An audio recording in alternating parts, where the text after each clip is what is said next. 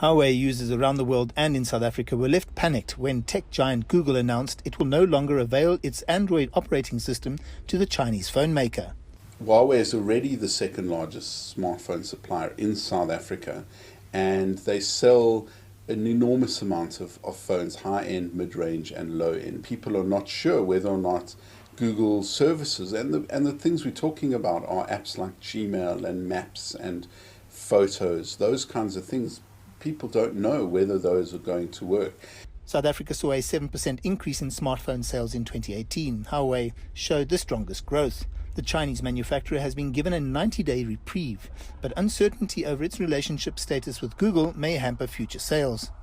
If we come to a worst-case scenario where Huawei needs to terminate its relationship with Google, needs to introduce effectively probably its own operating system, its own platform, or continue using the open source Android, which is not supported by Google and it has its certain problems, then it could be problematic for owners of Huawei devices. Several other companies in the US and other parts of the world are considering cutting ties with the company, but it's unlikely that mobile operators on the continent will follow suit. The Huawei technology, I think, is so ingrained in many networks in Africa.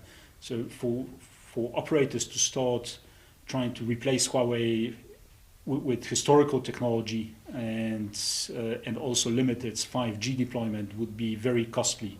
And I don't think they're prepared to go there. While this is a global trade war, the impacts on Africa and South Africa are yet to be felt. It's early days yet, but certainly those consumers are going to feel some of this pain.